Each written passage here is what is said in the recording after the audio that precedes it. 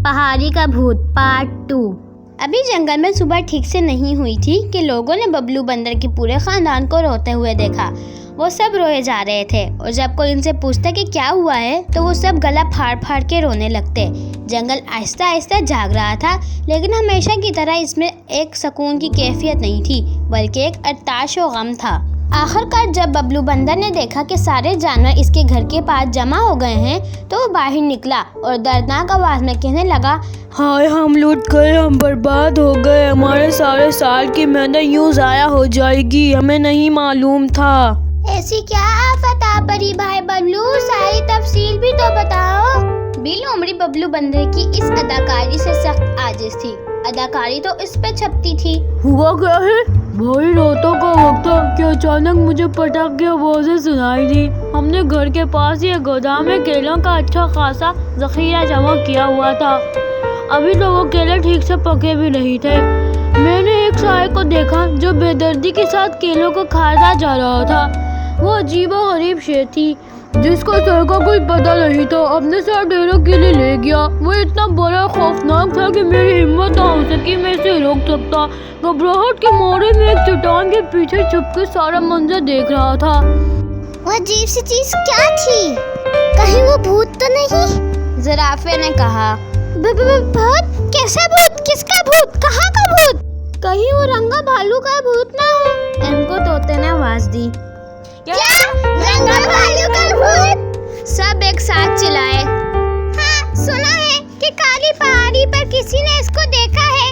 किसने देखा है ये पता नहीं, लेकिन अब कोई नहीं बोला, जैसे सुनी सुनाई बात हो। काश हमारे पास भी एक शेर या चीता होता तो हमें इस मुसीबत से निजात दिलाता। बिल उमरी ने अफसुर्दा लहजे में कहा। सुनो तो जरा, अब शेर हमें भूतों से भी बचाएंगे। हाथी मियाँ चिंगारे, हम बस तेज नहीं भाग सकते, लेकिन किसी शेर से कम नहीं है। रही बात शेर की, तो तुम्हें बताओ कि भला शेर साहब एक ऐसी चीज से कैसे लड़ेंगे जो वजूद ही नहीं रखती। क्या मतलब वजूद नहीं रखती? बबलू बंदर ने बात पकड़ी। मतलब यह कि भूत से कोई जानवर या इंसान कैसे लड़ सकता है।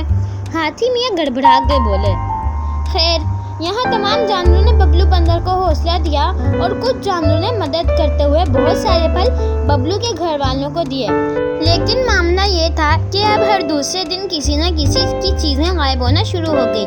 और तो कई लोगों ने इस भूत को भी देख लिया। वो रंगा भालू ही की तरह लग रहा था, लेकिन इसका मुंह कहीं नजर नहीं आ रहा था।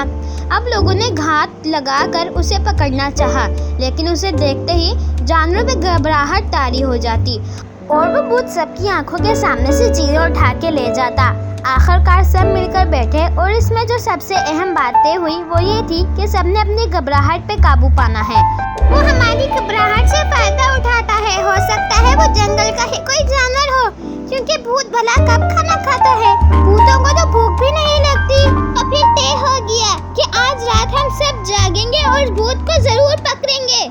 ज़ेबरे ने तकलीफ की और सबके जज्बात को गुमराते हुए कहा, और एक बात फिर याद रखना कि किसी जानवर ने घबराना नहीं है। Like, subscribe and share. Thanks for watching video.